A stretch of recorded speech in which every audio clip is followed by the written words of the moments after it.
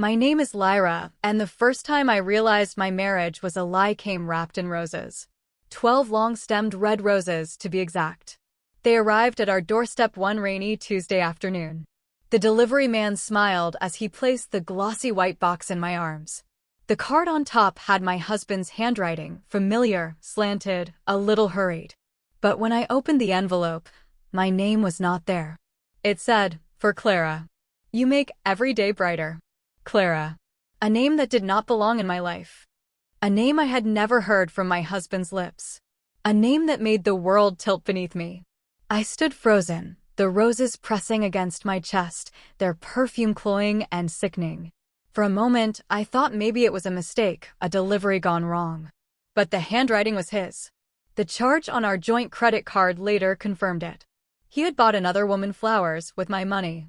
That night, he came home late, the smell of cologne sharp and unfamiliar. He kissed my cheek with lips that did not linger and said he had been in meetings.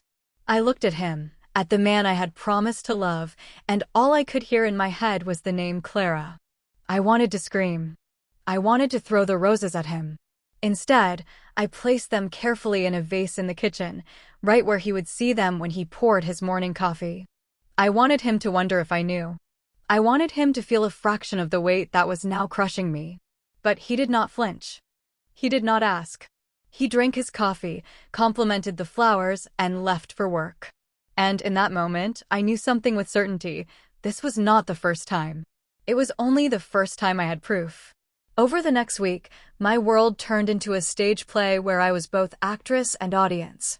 He claimed late nights at the office. He slipped his phone face down on the counter. He smiled when he texted, the kind of smile he used to save for me. Every gesture was small, but together they built a wall between us. I started noticing patterns. He guarded his phone like a soldier at a gate. He changed his passcode. He stepped into the hallway when he took calls. His shirts came home smelling faintly of perfume that was not mine. And then, there were the flowers still sitting in that vase, their petals beginning to curl at the edges, mocking me every time I walked past. I could have confronted him then. But a confrontation gives the liar control. They spin words. They deflect. They deny. And you are left with nothing but your own rage. No. I decided if he wanted to live a double life, then I would be the one to end it. Not with screaming. Not with begging. With proof. With precision. With revenge. I began keeping a notebook. Every date. Every excuse. Every receipt. I copied down the credit card charges. A dinner at an Italian restaurant I had never been to. A jewelry store in a mall 3 towns over.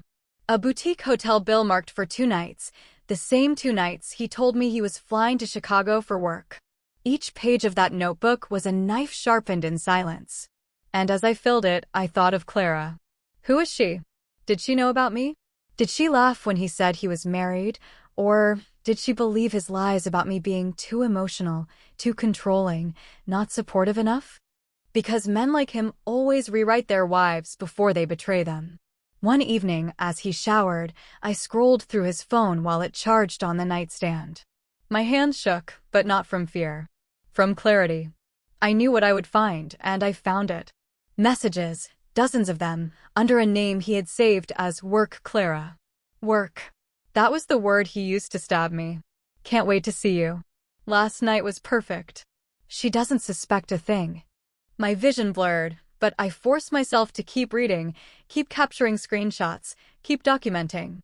Because this was no longer about heartbreak. It was about justice. When he came out of the shower, towel around his waist, smiling like the man I once believed in, I smiled back. I kissed his cheek. I told him dinner was almost ready. But inside, something had shifted forever. I was no longer the wife waiting for answers. I was the woman writing the end of his story. And he had no idea what was coming. The notebook was already half filled when the truth crashed into me like glass shattering. I had been patient, quiet, collecting pieces of his lies as if I were building a puzzle. But one night, the puzzle completed itself, and the picture it revealed stole the last bit of air I had left for him. It was a Thursday. He said he would be working late again. The phrase rolled off his tongue so easily, so rehearsed, that for a second I almost believed him. But when he grabbed his jacket and keys, I noticed something different. He sprayed his cologne twice, not once. He checked his reflection in the hallway mirror, smoothing his hair the way he only did when he wanted to impress. After he left, I sat on the couch in silence, my hands pressed into my knees to keep them from shaking.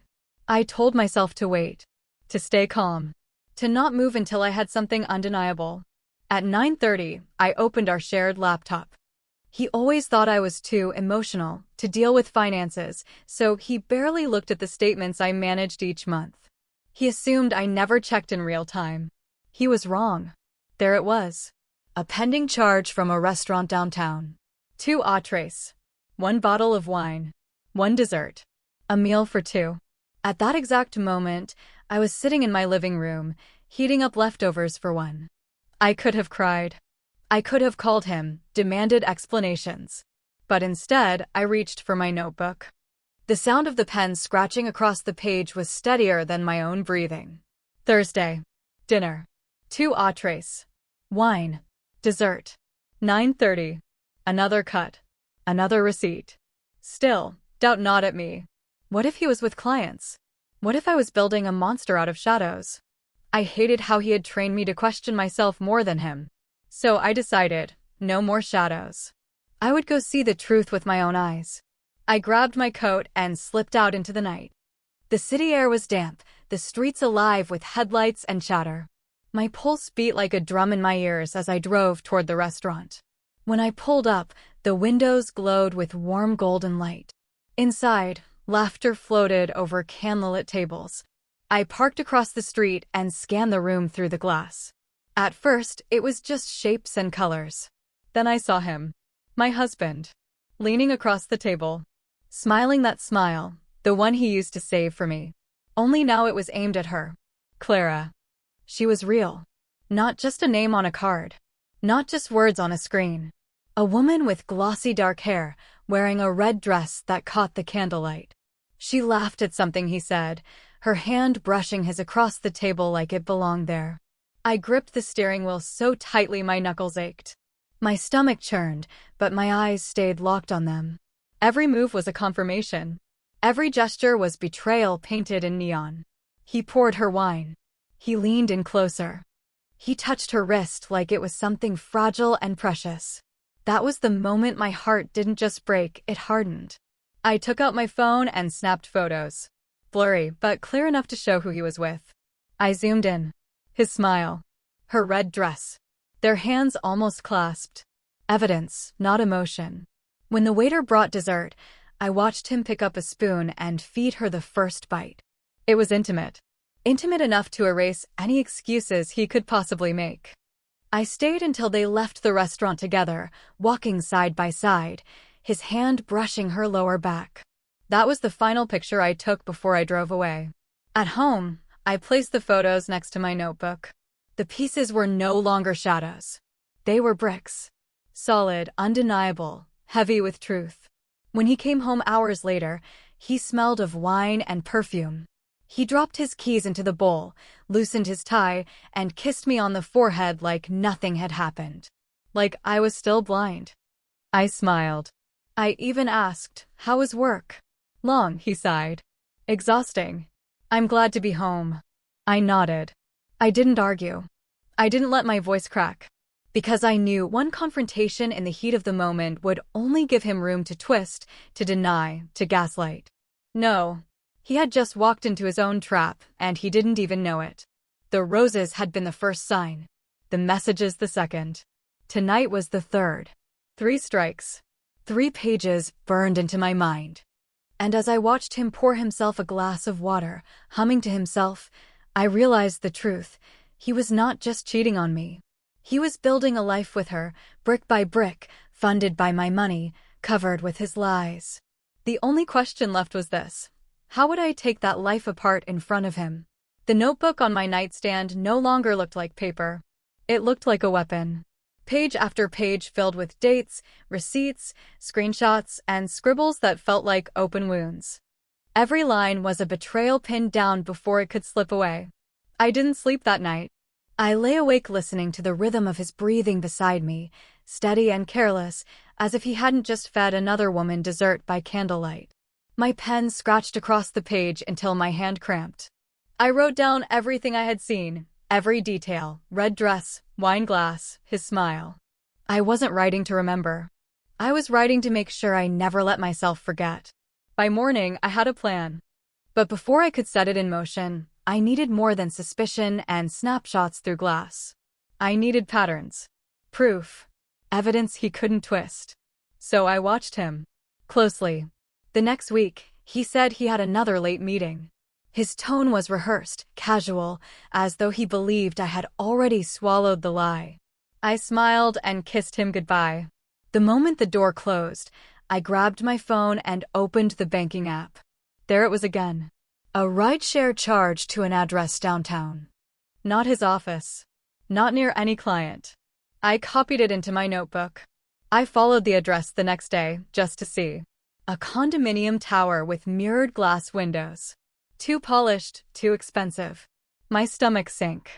Clara wasn't just a fling in a red dress. She had an apartment. And he was investing nights there, probably pieces of our rent money too. I stood across the street staring up at that building, my hands trembling. He had built her a secret life while draining ours. I wanted to march inside and tear it apart. But the smarter part of me whispered, patience. If I stormed in now, I would only walk away with screams, not victory. So I went back home. I combed through our finances again. Charges at florists I had never received bouquets from.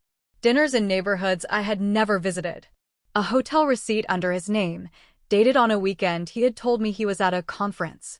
The lies weren't just cracks in the wall, they were highways paved across my back. I copied everything. Screenshots. Statements. I created folders on a flash drive and backed it all up twice. If he wanted to gaslight me, he'd be arguing with cold, hard numbers, not tears. But numbers weren't enough. I needed witnesses. Someone else who could confirm what I saw. That was when I called my sister, Amelia. She had never liked him, though she bit her tongue for my sake. When I told her I needed her help, she didn't even ask why at first. She just said, "Tell me where to meet you." We sat in her car across from the condominium tower 2 nights later. At 9:15, he appeared, arm around Clara as they stepped out of a car, laughing like teenagers. Amelia's joy tightened. "That's him?" she asked, though she already knew. "Yes," I whispered. My throat was tight. "That's him." She reached across the seat and squeezed my hand. "Then we'll catch every step." We followed them at a distance, snapping photos as they entered a restaurant. His hand brushed Clara's lower back again, a gesture so familiar it made me sick. Amelia's phone clicked quietly, capturing angle after angle. By the time he returned home that night, my flash drive was heavier. Not just with screenshots and statements, but with images no one could deny. Him. Her. Together. Again and again. He came through the door humming, tossing his jacket onto the chair. "You still up?" he asked, smiling like the world hadn't shifted. "I couldn't sleep," I murmured, closing my notebook. He didn't notice the way my pen hovered, ready to etch another page if he slipped. He kissed my forehead. "You think too much, Lyra," he said, laughing softly. "That's your problem. You feel too much. Always so emotional."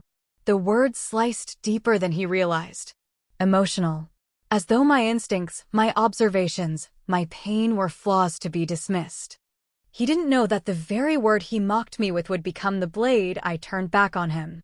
That night, as he drifted to sleep, I whispered to myself, "You call me emotional. Fine. I'll turn my emotions into evidence. And then into fire." The notebook sat on the nightstand, fat with secrets. The flash drive tucked beneath it glowed like a loaded gun. And for the first time, I didn't feel small under his lies. I felt dangerous. Because now I knew, when the time came, I wouldn't just confront him. I would destroy the story he had written for himself, page by page, until the only thing left standing was the truth. I had my notebook. I had my flash drive. But I knew this fight was bigger than just me, and if I wanted to win, I needed allies who could steady my hands when the time came to strike. The first person I turned to was Amelia. My sister had already seen enough to be convinced, but she insisted we meet at her apartment to go through everything. She spread my notes and screenshots across her dining table like puzzle pieces. Her sharp eyes moved from receipt to photo to timestamp. "You've already got him dead to rights," she said. "But Lyra, if you go at this alone, he'll twist it. He'll make you the unstable one. He'll say you're paranoid." "I know," I whispered. "That's why I need to make this airtight. I don't want just suspicion. I want a case." Amelia leaned forward. "Then let's build one. Together." Her faith in me was more powerful than any document I had collected. For years, I had been told my emotions made me fragile. Amelia reminded me that they made me sharp. The second person I reached out to was Nathan, an old friend of mine who had become a lawyer. We met in his office after hours, the city lights glowing behind his blinds. I slid the flash drive across his desk. "Just tell me if this would stand," I said, my voice shaking. He plugged it in, scrolling through the evidence. Photos, bank records, hotel receipts. His expression hardened. "This isn't just cheating," Nathan said. "This is financial misuse.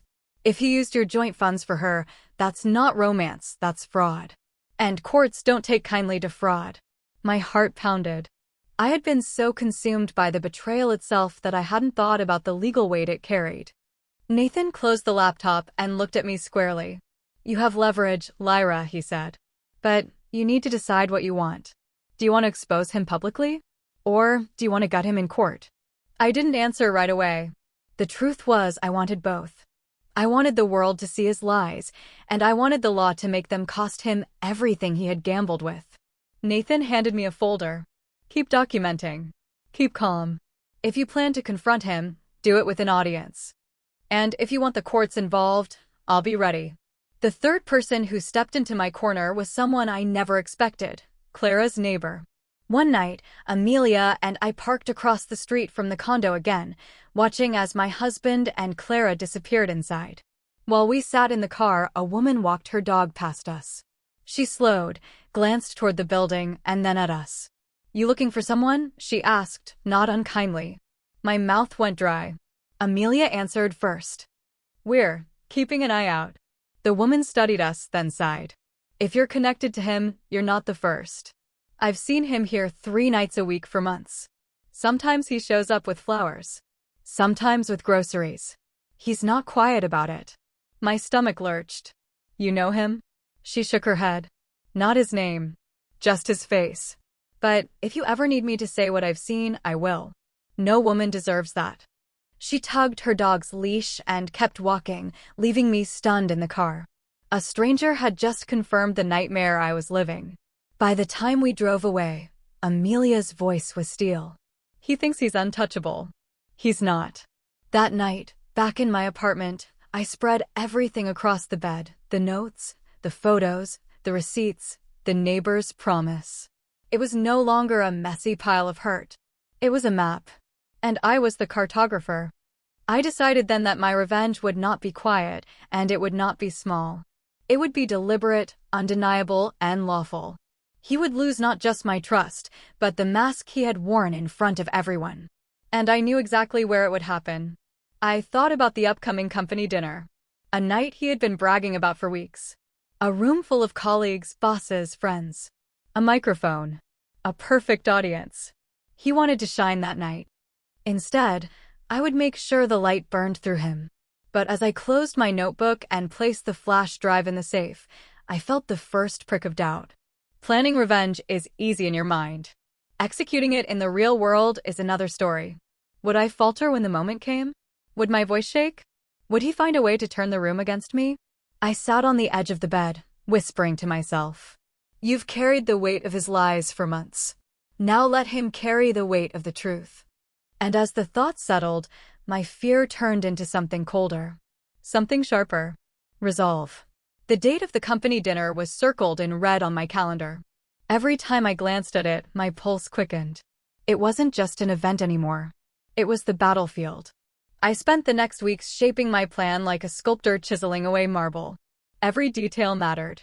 Every move had to feel natural so he wouldn't see the trap closing. First, I secured the evidence in multiple places. The flash drive in the safe was one thing, but I also uploaded everything to a cloud drive only Amelia and Nathan could access. I printed hard copies, sealing them in an envelope labeled tax documents in my filing cabinet. If he ever caught wind of what I was preparing, he could smash my phone, but the truth would survive. Second, I worked on my composure. My husband, Noah, had always relied on my emotions to weaken me. He would call me too sensitive, dramatic, overthinking. He expected tears. He expected shaking hands. He expected silence when the room stared. So I practiced. I read his texts aloud in front of Amelia, keeping my voice steady no matter how much they made my stomach twist. I rehearsed the lines I planned to deliver until the words no longer tasted like blood. I practiced smiling in the mirror until it looked genuine even when my chest burned. "You're building armor," Amelia told me one night. "And when you walk into that room, he won't even know where to strike." Third, I secured the audience. With Nathan's guidance, I discreetly invited a handful of people to the dinner who would serve as my silent witnesses: a colleague who had quietly warned me about Noah's flirtations, the neighbor who had seen him arrive at Clara's condo, even my supervisor, who valued transparency above loyalty. None of them knew exactly what was coming. They didn't need to. They just needed to be there. Fourth, I studied the program of the evening. Noah was scheduled to make a short speech about teamwork and resilience. The irony nearly choked me, but it also gave me the perfect opening. Once he finished, the floor would be open for brief toasts. That was where I would stand. That was where I would hold the room in my hands and set the truth free. But the plan wasn't only about exposure. I wanted consequences. That meant involving the law. Nathan filed a quiet motion on my behalf. We traced every joint account, every purchase made with my card. The flowers, the hotels, the expensive dinners, all of it was documented. He assured me that when the time came, divorce would not just be inevitable. It would be decisive. "Your revenge," Nathan said, "isn't rage. It's precision." I nodded, but inside, the fire still burned. It wasn't just about courts or speeches. It was about reclaiming the years he had stolen from me with lies. In the nights leading up to the dinner, sleep came in fragments. Some nights, I jolted awake, imagining his face when I exposed him. Other nights, fear whispered in my ear. What if he twists it? What if no one believes me? But each time doubt crept in, I remembered the stranger with her dog, the neighbor who had nothing to gain and still offered to stand for me. I remembered Amelia's steady hand on my shoulder, Nathan's calm legal voice. I was not alone. The morning of the dinner arrived cold and clear. I stood in front of my closet, staring at rows of dresses. For years, Noah had mocked my choices. Too bright, he'd say. Too plain. Too much. This time, I chose a crimson dress that caught the light like fire. Amelia raised her eyebrows when she saw me. "You look like a warning," she said. "Good," I replied. He should have seen one coming. We drove to the hotel where the dinner was held. The building shimmered with glass and gold, and for a moment, it felt like stepping into a stage. My heart pounded, but my steps were steady. Inside, the ballroom glowed with chandeliers. Laughter and clinking glasses filled the air. I spotted Noah across the room, dazzling in his tailored suit. A smile spread across his face as if nothing in the world could touch him. Clara wasn't by his side tonight. He kept her hidden from this circle. But her ghost hovered in every memory of flowers, hotels, and secret nights. He saw me, walked over, and kissed my cheek as if we were the perfect couple. His lips were cold. His eyes gleamed with arrogance. "You look stunning," he whispered. "Try not to cry tonight.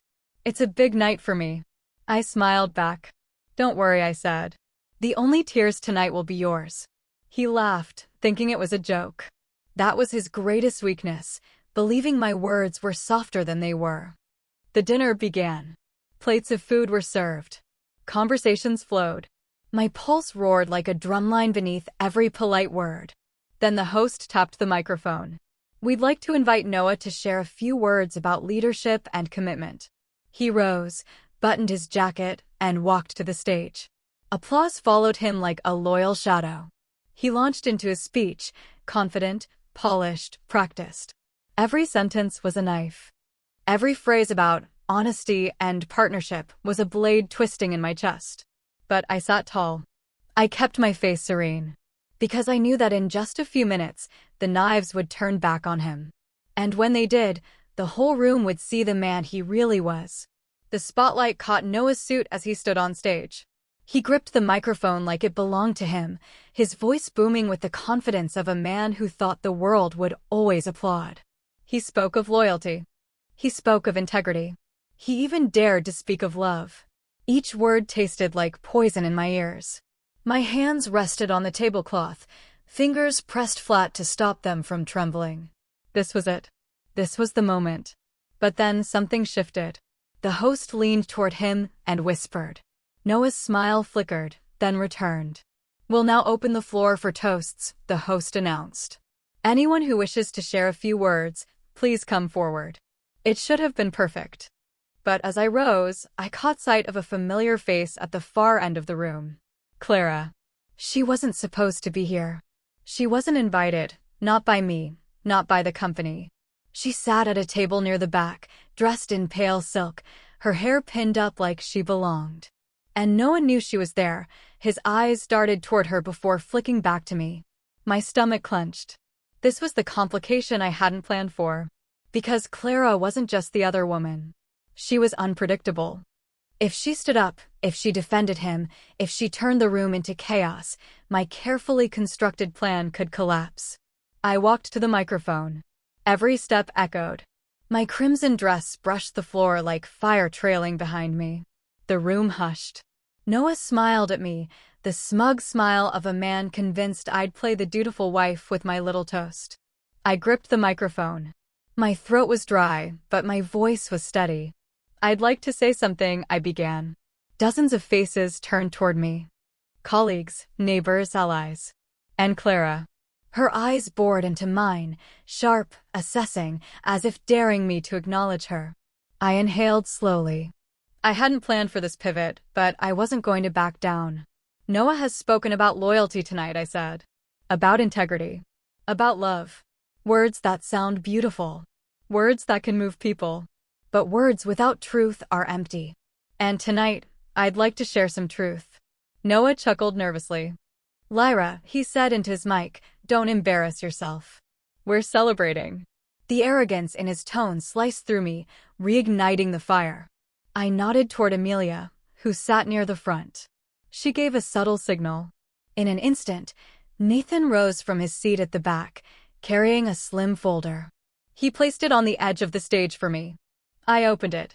Inside were the printed receipts, the bank statements, the hotel bills, all traced to my card. All tied to his betrayals. I held one up. "These are flowers, bought with my card. Not for me. For someone else. These are hotel reservations, charged to our account. Not for business. For lies." Gasps rippled through the crowd. A woman dropped her fork. The silence was electric, suffocating, alive. Noah stepped forward.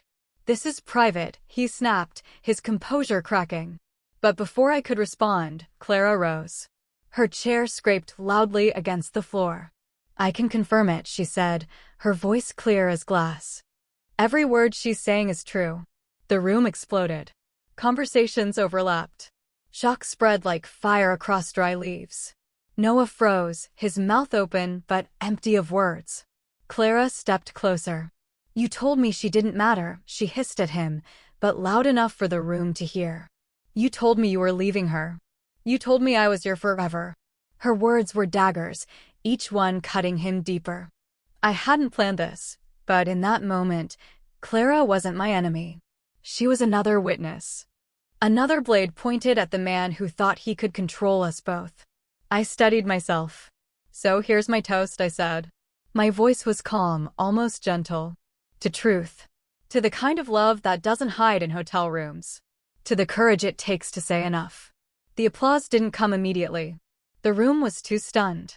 But then, slowly, someone clapped. Another joined.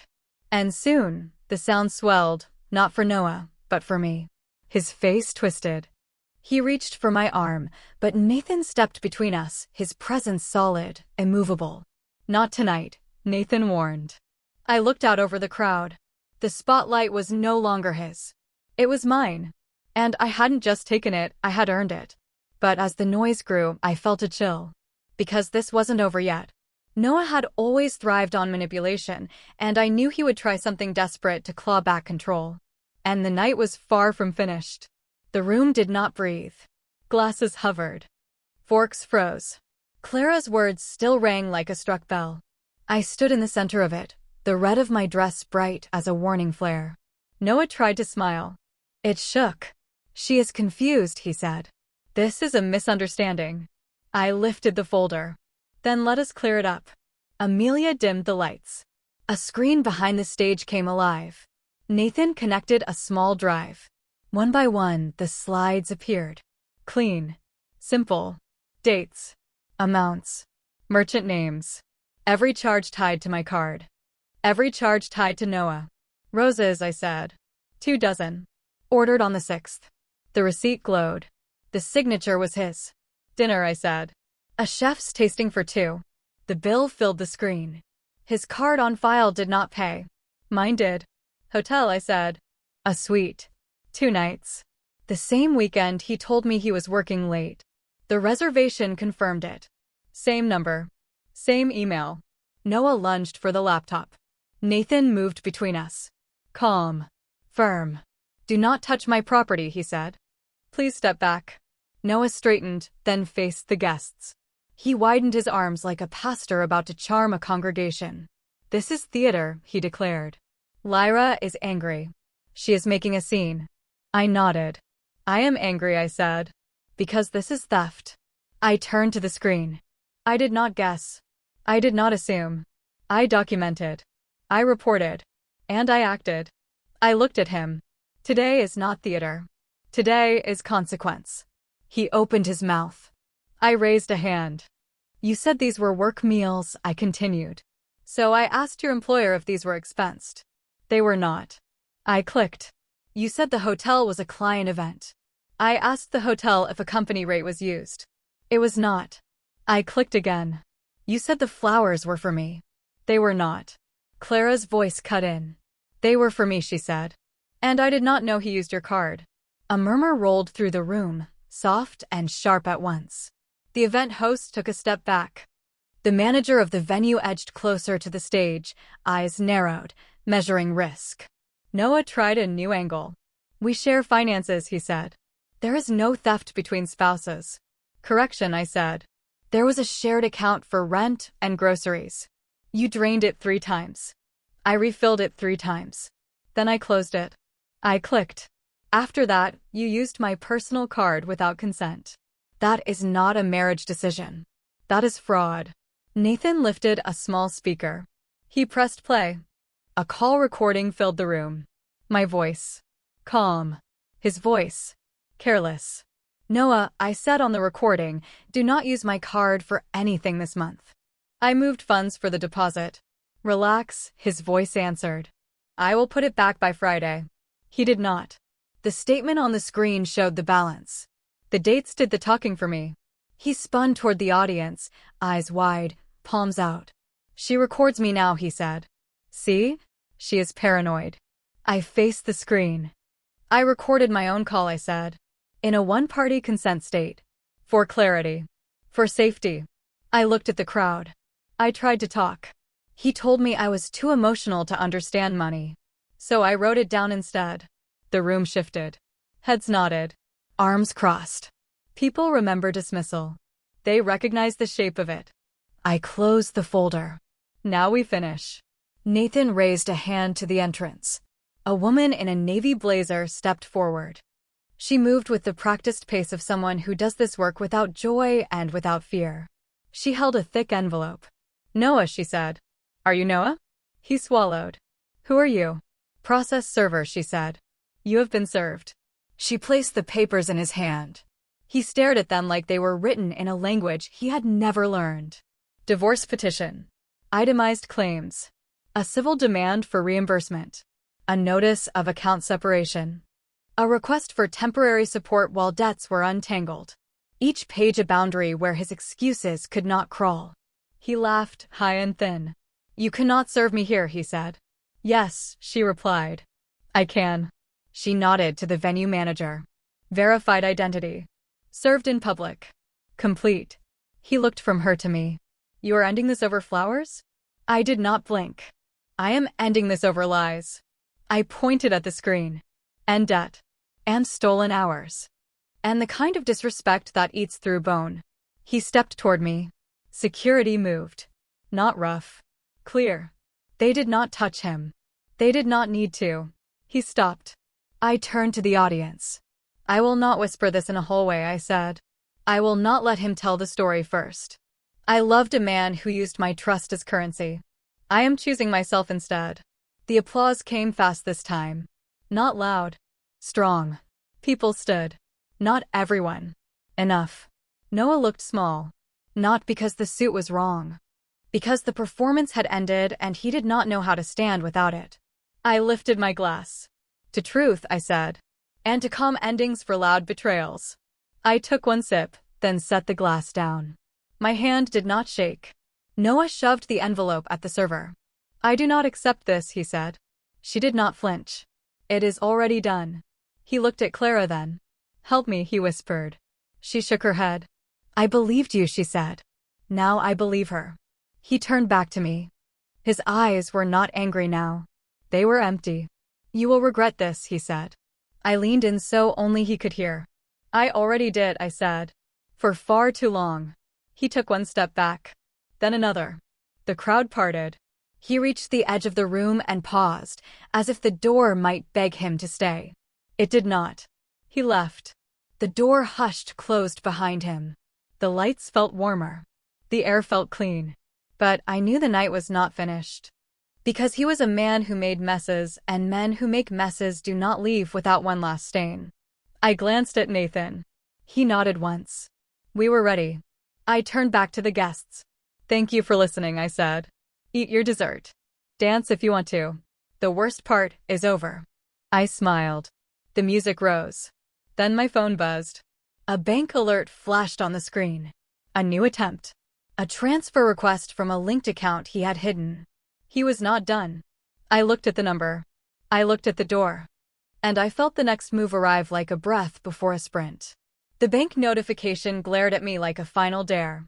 Another attempt, another theft. Even after being served in front of a room full of witnesses, Noah still thought he could grab one last handful before slipping away. My stomach twisted, but my mind was sharp. I turned the phone toward Nathan. He scanned the screen, jaw tightening. He is testing boundaries, he murmured. And losing. The venue manager hovered nearby. Do you need us to call security again? She asked, voice steady but concerned. I shook my head. Not yet. My voice carried across the room. Everyone, I want to thank you for your patience. But I need to finish this properly. The crowd shifted. Curiosity hummed. Some guests sat straighter. Others leaned forward. They could sense the storm was not quite over. I tapped the mic. The room hushed. You just saw Noah served with divorce papers, I said. And you saw evidence of theft. What you did not see is that even after walking out, he tried one more trick. Just now, he attempted to transfer money from a hidden account using a link tied to mine. I held up my phone. The bank flagged it. Stopped it. Documented it. And now, so will I. Gasps rippled across the room. Clara pressed a hand to her chest. Amelia whispered, unbelievable, under her breath. Nathan stepped up. Calm, commanding. For anyone wondering if this is exaggerated or emotional, please note, every step has been logged, verified, and shared with counsel. There is nothing left for him to twist. The process server raised her chin. And now his actions move from betrayal to potential criminal fraud. Noah's voice suddenly cut through the space. He had returned, standing just inside the doorway. His face was flushed, his tie askew, but his smile was forced wide. Listen to her, he shouted. Recording calls, tracking accounts, hiring lawyers. This is obsession. Not marriage. She is making me a villain. The crowd didn't react the way he expected. People didn't nod in sympathy. They frowned, whispered, shifted uncomfortably. Clara stood, spine straight. You made yourself the villain, she said, loud enough to carry. You bought me flowers with her card. You told me she was unstable. You lied to both of us. He froze. Her words hit like a hammer. I stepped closer to the mic. My pulse was calm now, steady as a drumbeat. This is not obsession. This is truth. And truth does not need to shout. It only needs to be shown. I lifted the folder one last time, the paper weight heavy and undeniable. You chose deceit. I chose documentation. That is the difference. Noah's mask cracked. His eyes darted to the crowd, searching for one ally, one believer. None remained. Even his own sister-in-law crossed her arms, refusing to meet his gaze. The venue security approached quietly, positioning themselves near the exit. He saw them. He straightened, tried to laugh, but it rang hollow. You will regret this, he said again, weaker this time. All of you will regret this. I tilted my head, studied him. The only regret, I said, voice clear, is that I gave you so many chances before tonight. Silence swallowed the room. Then applause began. Soft at first, then stronger, rising into a wave. It wasn't joy. It was respect. Solidarity. Relief. Noah's face went pale. He backed toward the door. Security guided him out this time. No struggle. Just the sound of his footsteps fading. I lowered the mic. My hands did not shake. Nathan leaned close. He is finished, he said quietly. I glanced at the folder, then at my phone, then at the room full of witnesses. No, I said. He is just beginning to face it. Because the fallout wasn't only about this night. It was about court. About restitution. About a reputation built on charm collapsing under the weight of receipts. The music started again, hesitant at first. Guests moved back to their tables. Clara approached me, eyes glassy but determined. Thank you, she whispered. For showing me. For showing all of us. I placed a hand on her arm. He fooled you too, I said. But now we both see him for what he is. Her lips trembled, then steadied. Yes, she said. Now we do. The night had shifted. It wasn't celebration. It wasn't ruin. It was truth. And truth always leaves echoes. But I knew the real storm would come tomorrow. Courtrooms. Headlines. Decisions that cut deeper than applause. I took one last sip of water, bracing myself. Tomorrow would be harder. Tomorrow would be louder. And tomorrow I would not flinch. Morning light slanted through my blinds, sharp and cold. My phone buzzed before I even reached for coffee. Notifications stacked like dominoes. Missed calls. Emails. Messages. The first headline: local entrepreneur accused of fraud and infidelity at public event. The second: charmer or con. Noah Parker faces divorce and legal questions. I sat at the kitchen table, phone heavy in my hand. The night before had felt final. But this was aftermath. Nathan called first. It's everywhere, he said. His tone wasn't gloating. It was steady, matter of fact. You knew the fallout would come fast. I didn't think it would come this fast, I admitted. He paused. That is what happens when truth is undeniable. It travels faster than lies. I opened my inbox. My lawyer had already filed motions. Asset freeze. Restraining orders. Requests for discovery. She wrote, the evidence is airtight. Stay steady. Another message blinked from Clara. Just 3 words, I believe you. I exhaled, a small knot in my chest loosening. But then came a text from an unknown number. You ruined me. I hope you're happy. My hand tightened around the phone. No name. No signature. I didn't need one. I screenshot it, sent it straight to my lawyer. Add this to the file, I typed. By mid-morning, reporters were camped outside Noah's office. Clients pulled contracts. Investors paused funding. The reputation he had built on charm and half-truths crumbled in real time. But revenge isn't about watching someone burn. It is about reclaiming what they tried to take. My dignity. My savings. My voice. At noon, I met Nathan at the courthouse. The marble floors echoed under my heels. My stomach flipped, but my spine held. We filed into the clerk's office. Papers stamped. Motions signed. The divorce was no longer an idea, it was law in motion. As we left, a woman approached me. She looked tired, her hands gripping a tote bag like it was armor. "You don't know me," she said quietly. "But I dated Noah years ago. He drained me too. No one believed me when I tried to warn people." I studied her face. Pain etched in lines she shouldn't have carried alone. "I believe you," I said softly. She nodded, eyes glassy. "Thank you for making people see him." That night, my living room filled with files, notes, and the sound of Nathan typing on his laptop. Clara stopped by, bringing tea and the kind of apology that doesn't erase but acknowledges. "I was blind," she whispered. "You opened my eyes." I set the tea down. We were both fooled. But not anymore. Outside, the city buzzed with gossip. Inside, I sat surrounded by proof, by allies, by strength I hadn't known I could carry this long. The day had ended with Noah's mask shattered, his name stained. But for me, it was just the beginning of a new chapter. Tomorrow, court would call. Tomorrow, the fight would sharpen. Tomorrow, my revenge would be written not just in whispers and applause, but in verdicts and judgments. And I was ready to walk through every single door of it. 3 months later, I walked into the courthouse one last time. The air was heavy with silence, the kind that feels like a chapter closing. My heels clicked against the tile as I took my seat at the long wooden table. Noah sat across from me. He looked smaller. Not thinner. Smaller. His shoulders slumped, his eyes hollowed by the weight of exposure. The man who once strutted through rooms like every spotlight was his now struggled to meet a single gaze. The judge's voice carried through the room. Divorce finalized. Assets divided. Protective order granted. Case closed. Just like that, it was over.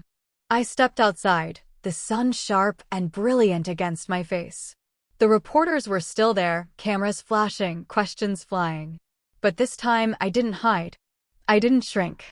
I stood tall and spoke clearly. "Noah Parker spent my money on lies," I said. "But I spent the truth in court."